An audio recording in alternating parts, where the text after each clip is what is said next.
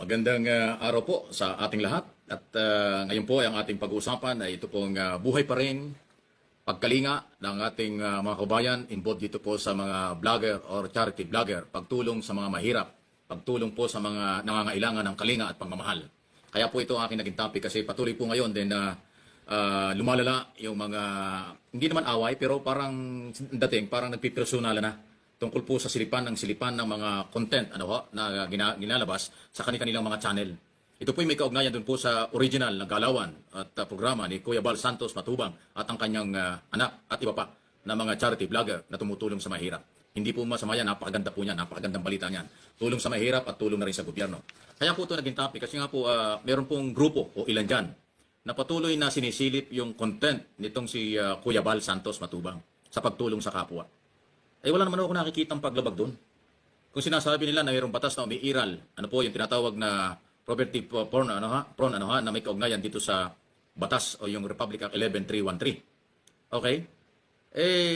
Marami hong pwedeng makasuhan kung yan ho ang inyong pag-uusapan.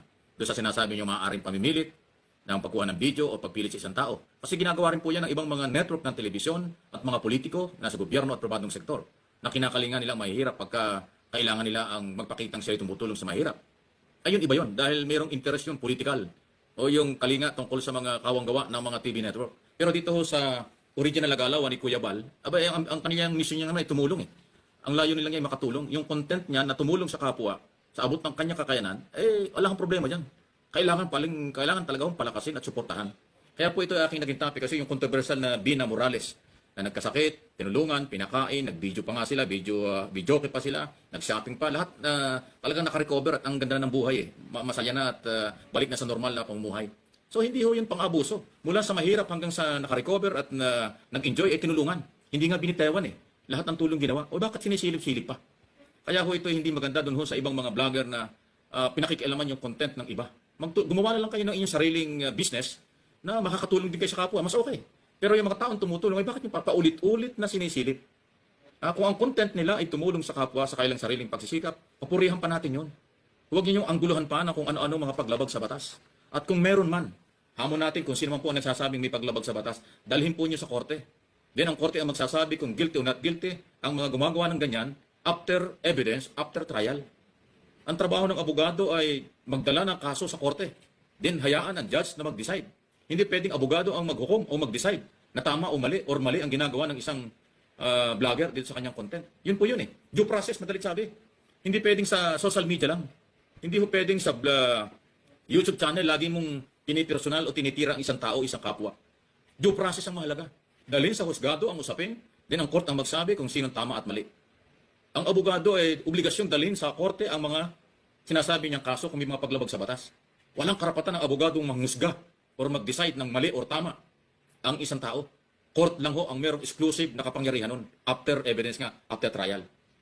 Pagka ho walang due process, pagkatapos araw-araw niyang binabanatan, sinisilip, personalan na yan.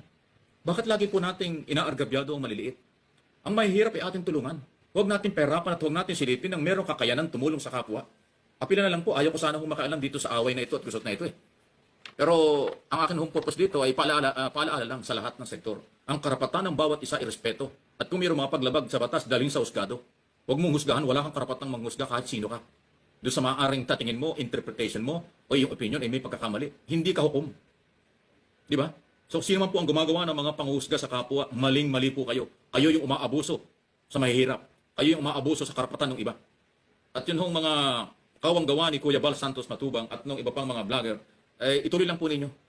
Ang batas kailanman ay mangingibabaw at hindi ho pwedeng isang tao o dalawang tao lang ang magsasabing kayo ay mali. Huwag kayong maniwala dyan. Siguro kaya ayaw niyang dalhin sa korte ang kanya sinasabing pagka mga violation niyo dahil alam niya wala ring matibay na ebidensya. At kasi kung pagbabasihan natin, ayan po mga ebidensyang sinasabi niyang pinipilit na may video, pinipilit makunan, napakarami humakukulong sa Pilipinas pagka gano'n kasi mga politiko nga. At saka mga ibang television ginagawa yan bilang bahagi ng kanilang public service. O bakit wala na nagpail ng kaso? At saka ang ganyan pong kaso na sinasabing may paglabag sa batas. Kung walang complainant, wala rin. Hindi naman pwedeng, halimbawa, isang abogado siyang complainant. Hindi pwede. Kailangan merong legitimate complainant, then bago i-depensa ng abogado yung kaso. Hindi pwedeng ang abogado ay manghuhusga, siya rin ang complainant, laban sa kapwa. Maling-mali po yun. Nasaan ang due process doon? So, due process po ang pairalin. Okay? Hindi ang pangmamalabis o pang-aabuso ng kaalaman sa batas o kaalaman sa kung ano man nangyayari sa lipunan para husgahan ang isang tao, para husgahan at argabyatuhin ang maliliit na tao. Ang maliit na tao ay kailangan tulungan. Ang nagkakawang gawa para sa maliliit ay dapat ipagmalaki bilang tao, bilang Pilipino. Hindi dapat hinuhusgahan at hindi dapat dinidiscourage yan. So maging aral po na ito pong mga ganitong content ay kanya-kanya hong respeto at kanya-kanyang galawan yan. Una-una, ang YouTube, hindi naman ho nagreklamo. Kung tutuusin, kung may mga paglabag sa batas, ang YouTube po ang magiging complainant yan eh. Dahil sila ho pwedeng madamay kung sakaling may mga kadimandahan. Wala namang reklamo ang YouTube eh. Hindi man sila nagsabing, oy, Mr. Bal Santos Matubang, mali ang ginagawa mo, wala ang ginagawa mo, wala naman ho sinabing ganun eh. Tinatanggap nila yung video at saka content ni Kuya Bal Santos. So, ibig sabihin, walang problema. Kaya yung mga mapanghusga, mapang-api, at one-sided na mga opinion at interpretation, ay hindi ho nakakabuti yan sa isang demokrasyang bansa.